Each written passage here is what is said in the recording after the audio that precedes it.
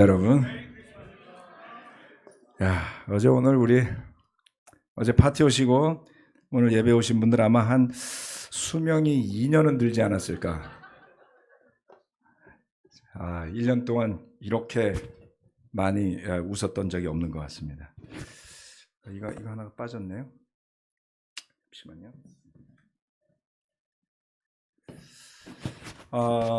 유튜브로 함께하는 우리 대전교회 형제 자매들 또 하우링이 뜨네요. 잠시만요. 네, 모니터 볼륨을 조금 줄여주실래요? 네, 모니터가 좀 세서 그런 것 같아요. 괜찮습니다. 제가 제 목소리 알아서. 네, 좋습니다.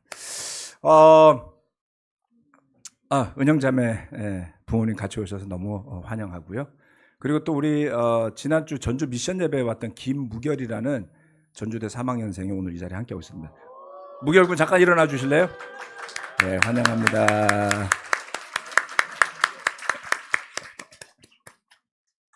잘 왔어요.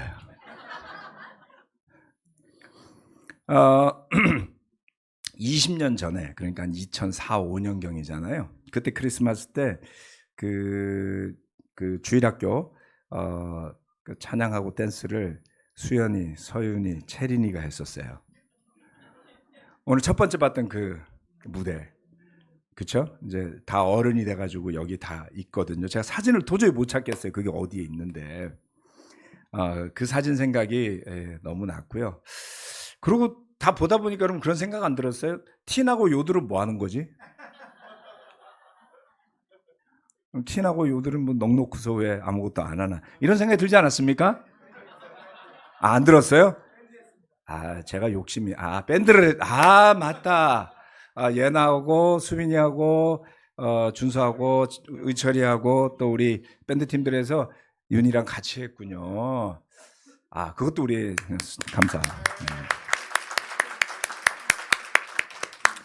다 했네요. 수준 높게 해주신 거였군요. 감사합니다. 저희가 사실 여기 잠실교회가 크리스마스 때가 되면 예배를 하고 2부 순서가 원래 있었었죠. 주일날.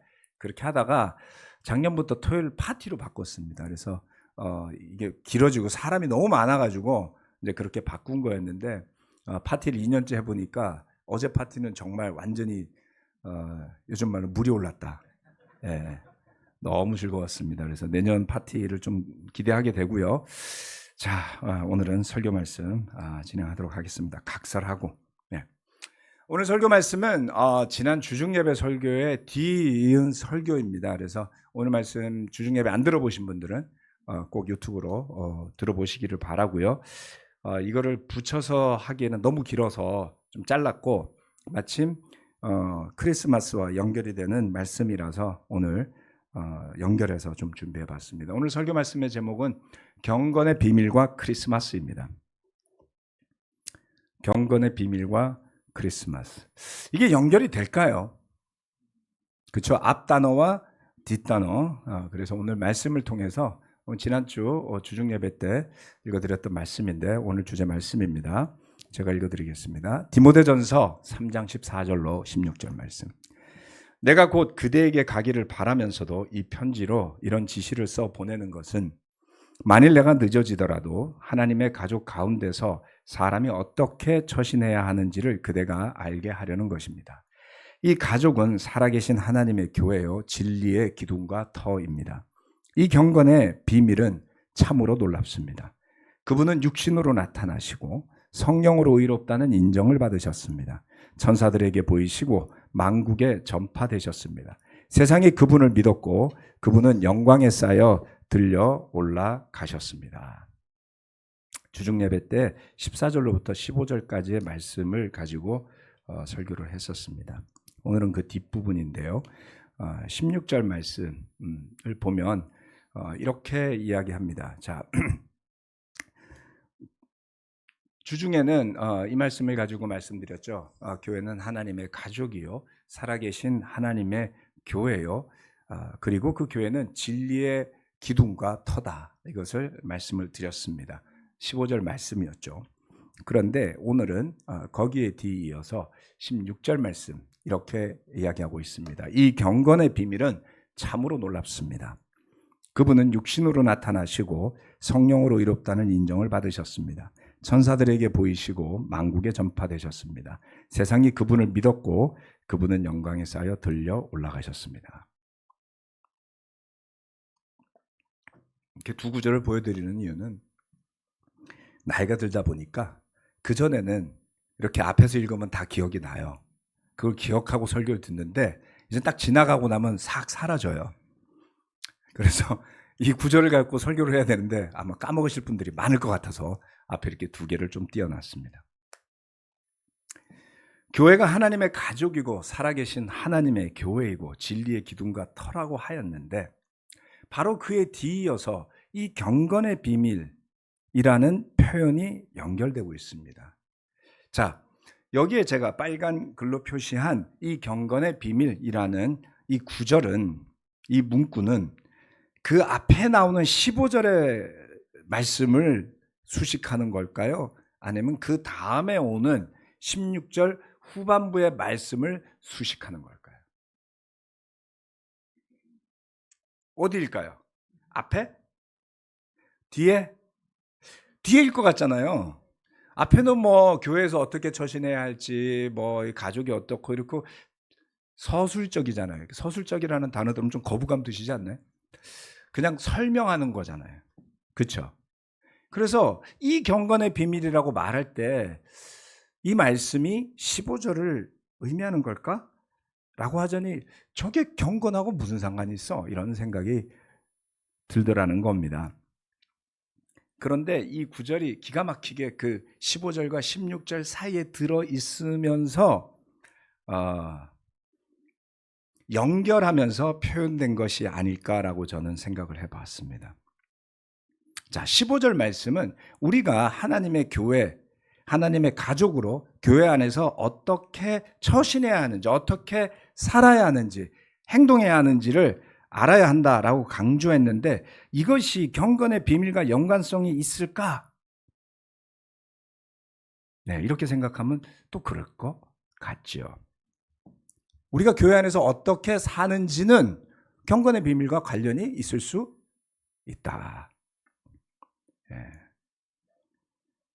그리고 우리가 그처럼 하나님의 가족으로 교회 안에서 어떻게 처신하며 살아야 하는지와 16절에 나오는 예수님에 대한 설명, 그분이 육신으로 나타나시고 성령으로 의롭다는 인정을 받으시고 천사들에게 보이시고 만국에 전파되셨으며 꽤 내용이 많아요. 하나하나 따지면.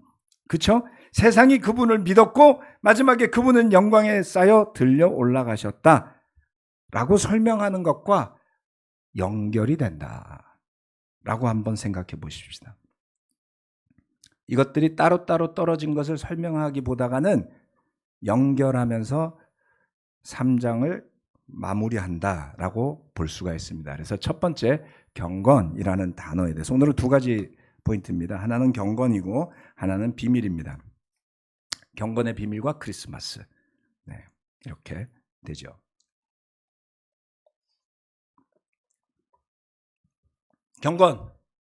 경건이라고 하는 것을 NIV 영어 성경에 보면 godliness 이렇게 표현하고 있습니다. 그 다음 제가 가로치고 쓴 거는 뭐다? 헬라어다. 야, 이제 교육이 다 되셨어요. 헬라어를 영어로 표기한 겁니다. 유세베이아 이렇게 읽습니다. 자, 그러면 경건이라는 단어를 떠올려 놓고 우리가 예수님의 제자로 살고자 하는 목적을 생각해 봅시다. 네, 이건 좀 이따 보여드릴게요. 예수님의 제자로 살고자 하는 우리의 목적은 그저 잘 먹고 잘 살아봅시다에 있는 것만은 아닙니다. 그리스도인으로 우리의 목적은 우리에게 허락되어진 경건한 삶의 비밀을 계속해서 찾고 깨닫고 그 길을 지속하는 것에 있다. 그것이 얼마나 큰 축복이며 특권인지, 그리고 이 험하고 타락한 세대 속에 살아가는 우리의 책무이기도 한 것인지를 깨달을 필요가 있습니다. 오늘 예배에는 8순이 넘어가시는 이제 90이 다 되어 가시는 우리 부모님 세대도 계시고요. 한때는 재롱을 피웠지만 이제 환갑이 다 되어가는 우리 세대도 있고요. 예. 막 이제 젊게 자신의 인생을 시작하는 우리 자녀들도 있고요. 그리고 10년 안에는 그들의 자녀의 모습이 되어진 어린이들도 있잖아요. 믿음과 삶을 이렇게 생각해 보면 그것이 얼마나 중요한 것인지를 알 수가 있습니다. 예. 믿음 안에 살아간다는 것이요. 그 축복과 특권을 이해하지 못하고 세상에 몰입해서 살려고 한다면 경건이라는 것과는 무관한 삶을 살게 될 것이다. 즉, 신앙, 복음, 예수님, 교회 같은 특별한 의미를 가진 성경적인 의미를 가진 영적인 단어들을 자신의 이기심을 위해 사용하는 신앙으로도 빠질 수가 있다는 겁니다. 그러한 것을 방지할 수 있는 의미가 이 경건이라는 단어 안에 담겨져 있습니다. 디모데전서 3장 16절에서 이렇게 이야기했죠. 이 경건의 비밀은 참으로 놀랍습니다. 경건을 이야기하면서 비밀을 이야기했는데요. 자, 지금 쓴 거는 헬라어입니다. 저렇게 쓰여집니다. S자만 좀 다르죠? S자, 저게 시그마라는 거예요. 시그마. 수학하시는 분들, 과학하시는 분들 많이 보셨죠? 시그마입니다. 유세베이아. 이렇게 부르는데 이 말의 의미들이 참 있어요. 자, 경건 그러면 여러분은 어떤 느낌을 받으세요? 경건해야 된다. 전 이미지적으로 떠오르는 게 뭐냐면 성당에 이러고서 이렇게 머리에 뭐 쓰고 기도하시는 수녀님들 모습이 좀 떠올라요. 그리고 목사님들 이러면은 광화문에서 데모하시던 분, 이런 분들이 생각이 나다 보니까 구속되시고 하시고, 요즘 이미지가 안 좋아요. 제가 특정 목사님을 비난하는 건 아닙니다. 그분의 모든 부분들을 존경하고도 남음이 있지만 교회는 정치와 무관해야 한다. 그런데 경건이라는 것은 우리의 속성이 아닌 태도다.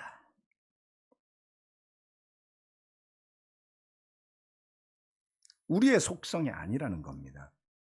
네. 경건은 태도다. 이렇게 한번 제가 써봤습니다. 여러분 반대하시면 다르게 쓰셔도 됩니다. 하지만 여러분의 생각과 여러분의 주장에 나중에 책임을 지셔야 된다는 건 알고 쓰셔야지 돼, 이런 건. 경건은 거룩과는 차이가 있다. holy, godliness 다르죠. 성경에는 거룩하다는 단어 많이 나오잖아요. 그렇죠? 경건하다는 단어도 나오죠. 그런데 이 단어를 섞어서 생각할 때도 있다. 거룩하다라는 것은 구별된다는 뜻입니다. 하나님의 모습을 의미하는 거죠. 그래서 우리는 거룩하게도 되어야 하고요. 경건한 삶도 살아야 돼요. 이 두 가지 다 어려운 거잖아요. 오늘은 거룩에 대한 이야기는 아닙니다. 제가 지난 몇 년간 거룩에 대한 설교도 했으니까 기억나시는 분들도 있을 겁니다. 거룩과는 다른 의미입니다. 다음으로 이것이 중요합니다. 경건은 믿음을 가진 사람이 하나님을 경외한다는 것을 스스럼 없이 자연스럽게 드러내는 모습이다. 즉 여러분이 하나님 앞에 섰다고 생각해 보세요. 그 순간 어떠신가요? 그 모습을 그리면 돼요. 하나님 앞에서 오만방자할 수 있을까요? 하나님 앞에서 멋대로 할 수 있을까요? 대통령 만나보신 분. 네. 딱 한 분 계시네요. 네. 춘승재 대통령 만나러 갈 때 평상시에 뉴스 보다가 막 욕하듯이 그렇게 해요? 내가 지지하는 당 대통령인 건 아니건 대통령 앞에 갈 때 어떤 태도로 가십니까? 겸손하죠. 경건할 필요는 없어요. 대한민국 대통령 앞에 갈 때. 하지만 알고는 있어요. 실수하면 안 되겠다. 옷차림도 한번 살펴보고 머리도 한번 만져보고 최소한 대통령 앞에 설 때에 흠없이는 서야 되겠다. 평상시에는 욕하셔도 되는데 만나러 갈 때 그러시면 안 돼요. 손해가 되거든요. 우리가 하나님 앞에 설 때 대통령을 만나는 것보다 더하지 않을까요? 네. 그래서 경건을 이해할 수 있는 가장 좋은 방법은 우리가 하나님 앞에 서는 순간을 생각하는 겁니다. 말로만이 아니라 마음에서부터, 마음가짐에서, 그리고 우리의 태도에서. 그래서 제가 속성이 아닌 태도라고 쓴 겁니다.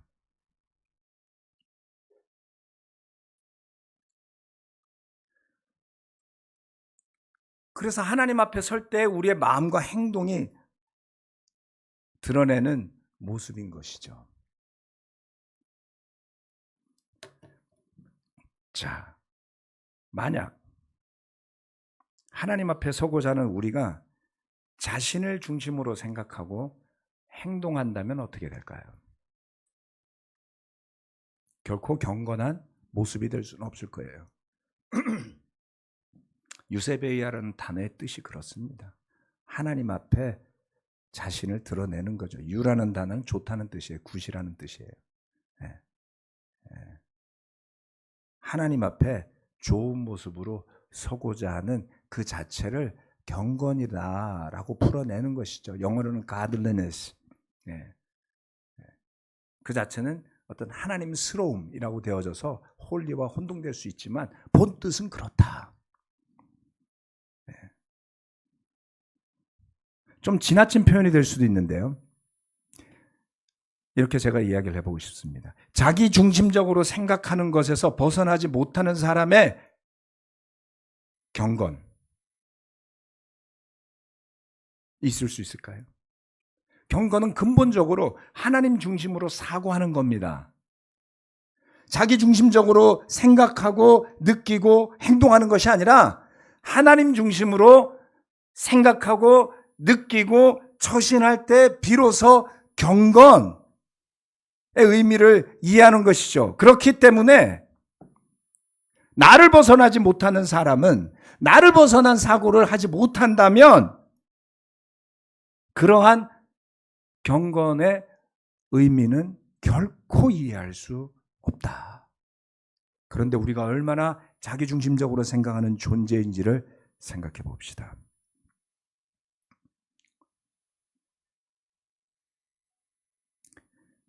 나를 벗어나 하나님 중심의 사고를 하는 것, 그래서 하나님 중심의 마음가짐을 가지는 것, 그래서 그것이 삶의 태도로 나타날 때에 그것이 바로 경건한 삶을 사는 핵심이 되는 겁니다.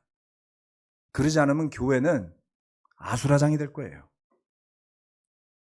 하나님 앞에 서려고 하지 않고 내가 중심이 되고자 하는 사람들로 가득 차 있다면 광화문에 모인 군중과 다를 바 없겠죠. 내 것을 내놓으라고 요구하는 것이 데모하는 군중이잖아요. 신앙인은 그것이 틀렸다는 게 아닙니다. 여러분 오해하지 마세요. 필요해요. 그건 자유가 있는 거잖아요. 그렇지만 하나님 앞에 모이는 사람들은 내가 요구하기 위해서 모이는 사람이 아니라 하나님 앞에 서는 그 자체를 알고 있기에 그에 합당한 마음가짐과 태도로 서는 것, 그것이 경건입니다. 바울은 이 디모데서를 통해서 교회 안에서 어떠한 모습으로 살아야 할지를 자기 중심으로만 생각해서는 결코 그 경건의 비밀의 실체에 다가설 수 없다라고 한 거다. 그렇게 선언한 것이나 다름없다라고 저는 느껴졌습니다. 하나님 앞에 선 사람, 예수 그리스도 앞에 선 사람의 마음으로 살아갈 때 그것이 바울이 놀랍다고 표현한 경건의 비밀의 실체에 한 발 더 다가가는 삶이 될 것이다. 경건의 의미가 거기에 있는 겁니다. 두 번째 비밀입니다. 미스테리. 미스테리. 젊은 사람들 좋아하잖아요. 미스테리물. 네? 자, 이 미스테리를 한번 봅시다. 비밀이라고 한 것은 바울은 이 비밀이라는 단어를 자주 씁니다. 미스테리. 디모데전서 3장 9절 말씀. 믿음의 비밀을 깨끗한 양심에 간직한 사람이라야 합니다. 교회를 위해서 섬기고자 하는 사람이 이래야 한다. 근데 그 사람은 믿음의 비밀을 깨끗한 양심에 담아가지고 있는 거예요. 그러니까 굉장히 추상적인데 좀 물리적으로 표현이 됐죠. 그래서 여러분 성경을 읽을 때는 상상력을 발휘하셔야 돼요. 네. 믿음의 비밀이라는 게 있습니다. 그런데 바울이 이 비밀이라고 말하는 것들은 대체로 성경에서 보면 나중에 가서야 그 뜻을 알게 되는 것들이에요. 비밀 모르잖아요, 여러분. 근데 너무 알고 싶어 하잖아요. 그래서 음모론 이런 거 나오면 막 난리가 나죠. 알고 싶어가지고 내가 모르던 비밀이 있었단 말이야 이러면서. 그런 거 말고 하나님의 비밀을 알려고 하셔야지 돼요. 자, 그래서 사도 바울이 비밀이란 단어를 쓰는 것들은 신약 성경 말씀과 서신서에서 특별히 비밀이라고 하는 것들은 하나님이 그 뜻을 드러내주기 전에는 뜻을 알 수가 없다. 예. 여기에 비밀에 아주 흥미로운 포인트가 있는 겁니다. 자, 에베소서 말씀 2절로부터 7절까지 제가 읽겠습니다.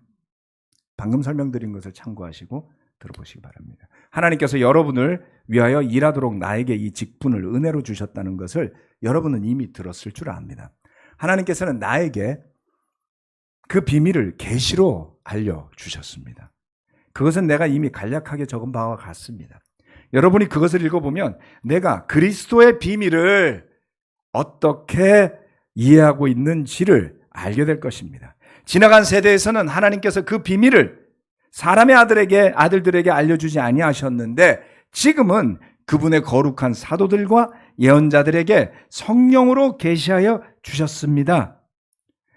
계시했으니까 어떻게 돼요? 이제 알게 되는 거잖아요. 비밀로 있던 것들이 계시로 드러났다고요. 그 비밀의 내용인즉 이방 사람들이 복음을 통하여 그리스도 예수 안에서 유대 사람들과 공동 상속자가 되고 함께 한 몸이 되고 약속을 함께 가지는 자가 되는 것입니다. 나는 이 복음을 섬기는 일꾼이 되었습니다.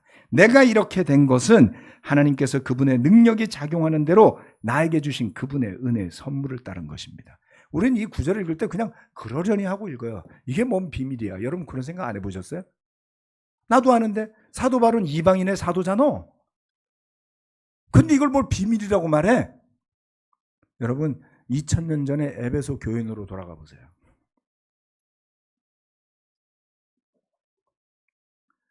여러분 자신이 그리스 사람 또는 로마 사람, 마케도니아 사람, 아시아 사람이에요. 근데 예수님을 믿고 교회에 왔더니 유대인들도 있어요.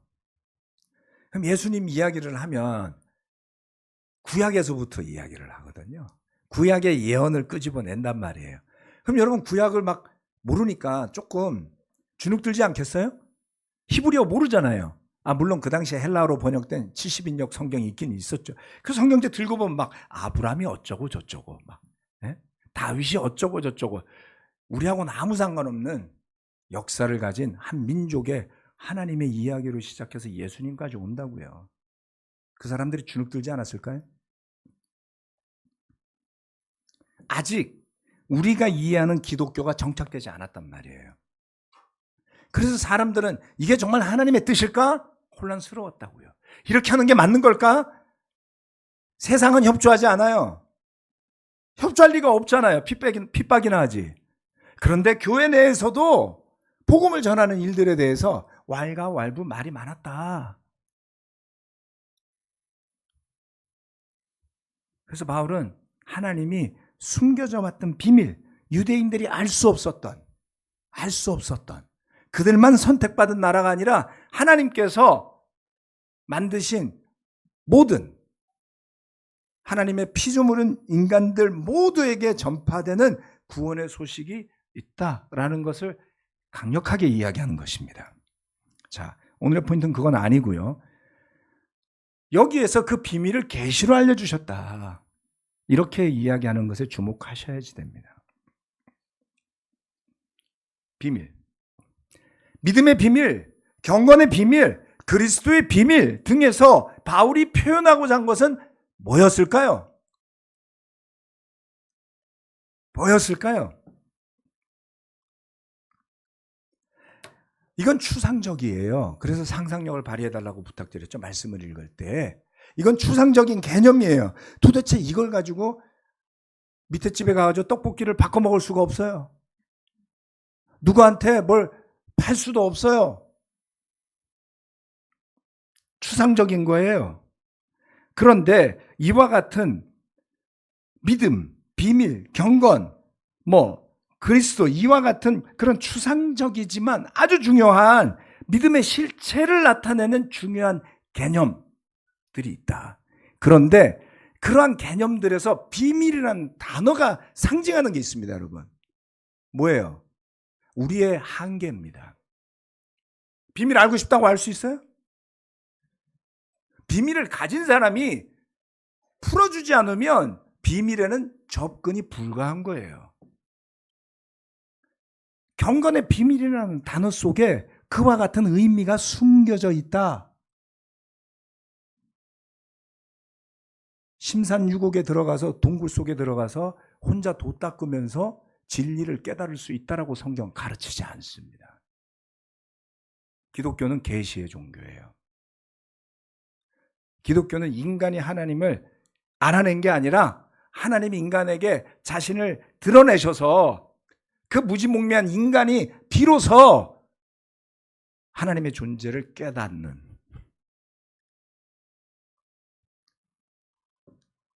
추상적이지만 중요한 개념들은 우리의 능력이나 노력의 한계를 분명하게 드러낸다. 미스테리. 헬라어로 무스테리온이라고 합니다. 같은 단어입니다. 여기서 나온 단어죠. 우리가 알지 못하는 것이에요. 미스테리. 모르니까 미스테리어스하다. 미스테리다. 모른다. 비밀이다. 이렇게 말한다라는 거죠. 숨겨져 있다. 우리는 그것을 인정해야 됩니다.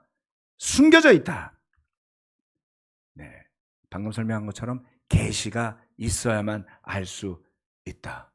우리의 노력, 우리의 능력으로 알거나 성취할 수 없는 거다. 이쯤 되면 어때요? 내가 노력해도 안 되는 거 뭐 한다고 교회가?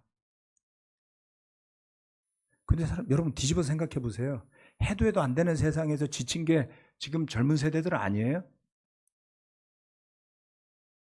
네. 해도 안 되니까 포기했다. 결혼도 포기했다.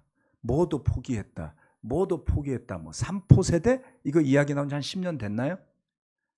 네. 인생도 포기해요, 젊은이들이. 그러라고 이 말을 하는 게 아닙니다, 여러분. 이것은 아주 중요해요. 왜? 하나님께서 계시로 알려주신 것이 아니라면 비밀의 영역에 두고 신비의 영역에 두고 가라. 몰라도 된다는 겁니다, 여러분. 언제까지? 하나님이 드러내 주실 때까지. 모르겠다. 왜 안 될까? 뜻이 뭘까? 이러고 그냥 가라는 거예요.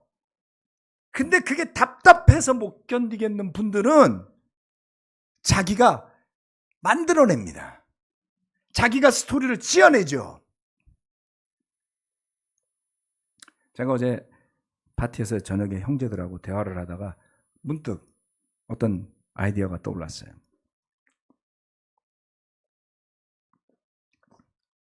여러분 다 중학교 다 다니셨으니까 영어 공부할 때 제일 열받는 것 중에 하나가 뭔지 아세요? 수동태예요. 수동태. 그리고 정말 힘들게 하는 거 과거 분사, 완료. 막 이런 이야기만 들어도 벌써 막 부들부들 트라우마가 떠오르시잖아요. 근데 헬라어가 그래요. 수동태가 너무 중요해요. 수동태를 이해하지 못하면 패시브를 이해 못하면 헬라어의 핵심을 알 수가 없어요. 그런데 놀랍게도 우리나라에 수동태가 없어요.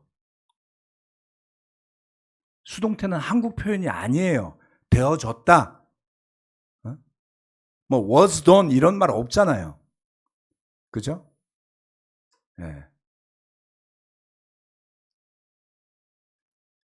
언어적으로 이건 철저한 저의 개인적인 해석입니다. 언어적으로 우리나라 말은 능동태예요. 능동은 나로부터 나가는 거라고요. 내가 하는 거란 말이에요. 그런데 말씀드렸죠? 하나님의 비밀은 우리가 능동태로 찾아갈 수가 없어요. 수동적이란 말이에요. 그래서 본능적으로, 언어적으로, 문화적으로 우리는 수동적인 것을 거부합니다. 그래서 그 수동적으로 되어져야만 하는 영역까지도 자기 주도로 바꿔버려요. 이거 잘 생각해 보십시오. 만약에 믿음의 영역, 하나님의 신비의 영역을 우리가 파헤쳐서 알아차리고 우리 자신을 우리가 조종하고 단련시켜서 높은 영적 수준에 도달할 수 있다고 생각하고 믿는다면 비밀이라는 단어를 쓸 이유가 없어요. 계시라는 단어를 쓸 이유가 없어요. 그저 정진, 또 정진하라 그러면 되잖아요. 더 드립하라고. 그리고 그렇게 해서 높은 경제에 올라간 사람은 내가 높다라고 인정받아야 돼요. 그렇지 않습니까? 교회 안에 계급 구조가 생겨난다. 위험하죠. 우리는 다 같은 제사장이라고 했잖아요. 그래서 여러분이 제사장처럼 굴지 않고, 네. 그런데 우리의 대제사장은 한 분이라 그랬어요. 예수 그리스도밖에 없다고요. 그러니까 계급은 하나밖에 없는 거예요. 그리스도인이라면 예수 그리스도라는 대제사장과 나머지 제사장들이라고요. 그러니까 교회는 웃기는 곳이죠. 수동적이어야만 하는데 능동적이라 해야 돼. 제사장으로서. 여기서 막 장난이 오는 겁니다, 여러분. 이 두 가지를 구분하시기를 저는 부탁드립니다. 제가 이런 이야기하면 우리 요들이나 틴들은 이해 못할 줄 알았거든요. 와, 제가 똑같은 설교 가서 해요. 오후에. 잘 알아듣더라고요. 놀라워요. 집중해요, 여러분. 졸지도 않아요. 몇몇 피곤한 애들 빼고.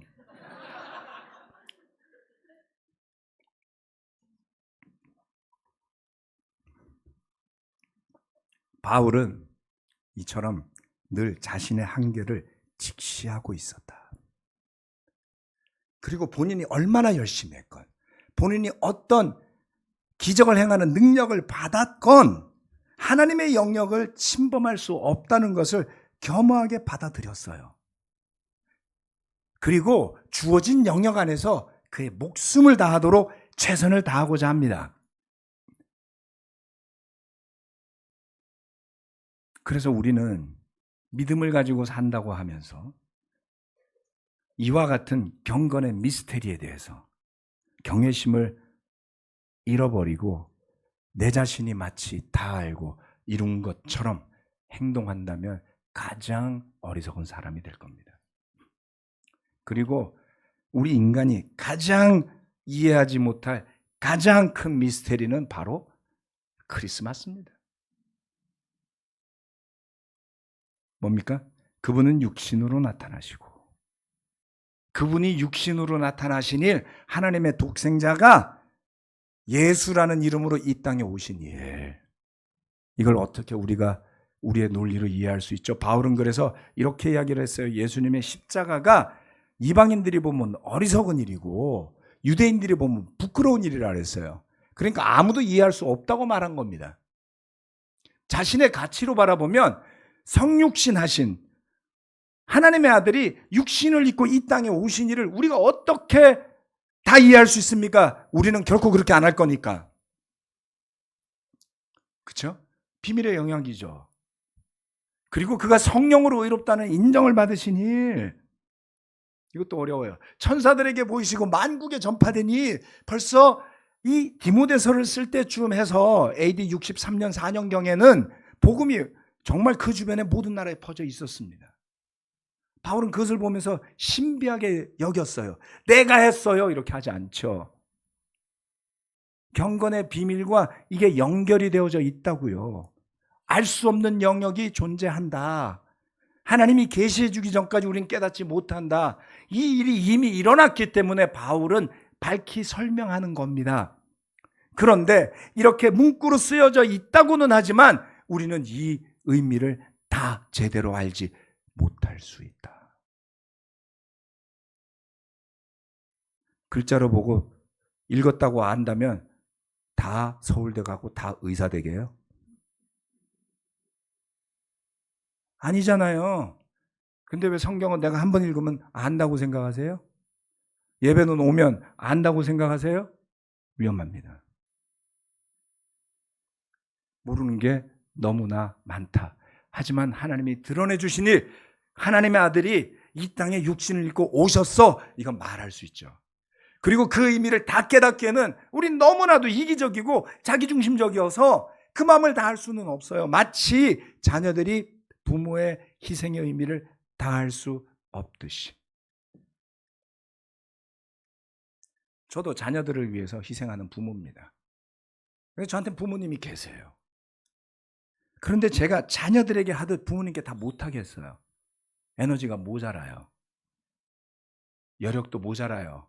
그래서 저는 이렇게 해석했습니다. 저희 부모님이 저한테 잘해주신 것처럼 나도 우리 자식들에게 잘해주는 게 복의 대물림이고 선의 선수는 아니다. 그래서 저희 부모님 저한테 야, 너 아들 둘한테 하는 것처럼 왜 나한테 안 해? 이렇게 따지지 않으세요. 그렇게 따지는 부모는 소시오패스.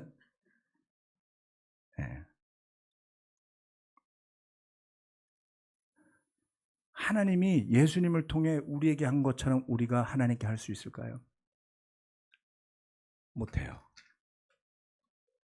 그런데 그 마음을 조금이나마 이해할 수 있는 건 뭡니까? 마치 우리가 부모가 되듯 그제서야 아버지 어머니의 마음을 깨닫듯 영적 부모가 되는 것입니다.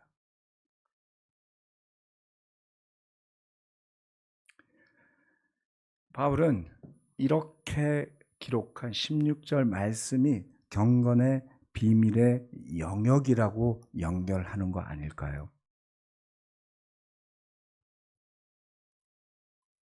우리가 경건하게 살 수 있는 열쇠가 바로 여기에 있습니다. 이 구절을 15절 16절을 풀어서 써보면 우리가 경건하게 살 수 있는 비결은 바로 여기에 있습니다. 우리의 머리나 우리의 계산으로 도저히 말이 되지 않는 사실, 그 비밀의 비결이 있다.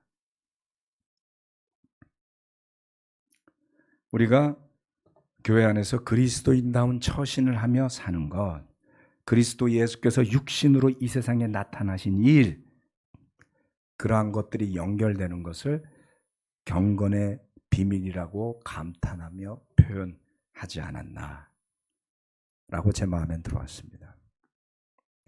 바울에게 있어서 가장 큰 깨달음, 그에게 계시된 가장 놀라운 비밀은 그리스도 예수 그 자체였습니다. 그 그리스도 예수를 아는 것, 믿는 것이 경건한 삶의 모든 근거이고 단초였습니다. 해마다 맞이하는 크리스마스인데요. 우리가 그 비밀을 다 알았다. 이렇게 말하려고 그러면 조금 부담스럽죠. 네, 그래서 알아가고 있다로 바꾸면 어떨까요?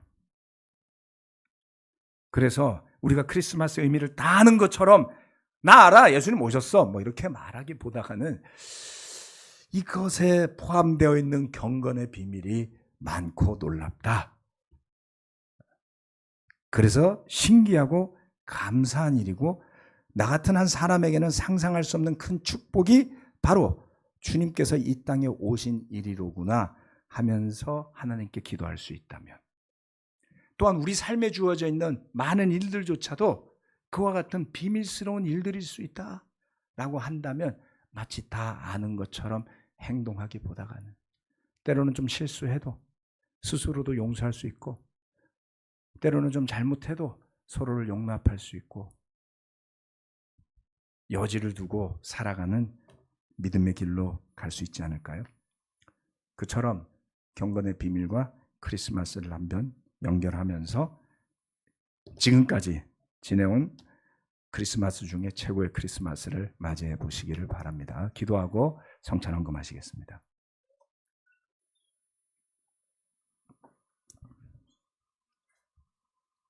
도저히 연결될 것 같지 않은 단어들이 경건의 비밀과 크리스마스처럼 느껴졌습니다. 크리스마스는 기쁘고 감사하고 즐겨야 하는 일인데 사도 바울은 그 예수님의 오심, 성령을 통해 능력을 보이신 일, 천사들을 만난 일, 수많은 사람이 그를 믿게 된 일, 그리고 하늘로 올라가신 일, 이것을 설명할 때 이 경건의 비밀은 놀랍다라고 표현하였습니다. 주님, 그가 얼마만한 고민 속에서 예수님을 묵상하고 그분을 전하면서 심지어는 감옥에 갇힌 신세에서조차도 그 예수님을 묵상하기를 멈출 수 없었고 그분의 오신 것을 생각할 때 비록 그의 처지가 불쌍하고 힘들고 심지어는 그의 주변에 함께했던 사람들조차도 떠나서 몇 남아있지 않는 외로운 여건이었음에도 불구하고 그의 마음은 여전히 그리스도 예수를 향한 그 경건의 비밀에 대한 기대로 가득 차 있었음을 보게 됩니다. 아버지 하나님, 정말 험한 세상이지만 그 안에서 우리가 희망을 가질 수 있는 것은 바로 그처럼 하나님의 아들이요 독생자이신 예수 그리스도께서 우리의 모습으로 이 땅에 오셨고 그로 인해 우리에게까지 전파되어진 복음이 있기 때문입니다. 그러기에 그의 오심과 그의 삶과 그의 죽으심과 그의 부활하심과 그의 승천하심을 우리가 마음에 새기며 성찬을 나누고 또 우리의 가진 것들을 주님 앞에 헌금으로 드리고자 할 때 그것들이 그와 같은 하나님의 성교를 위해 훌륭하게 쓰일 수 있도록 축복하여 주시길 기도합니다. 감사드리고 예수 그리스도 이름으로 기도합니다. 아멘.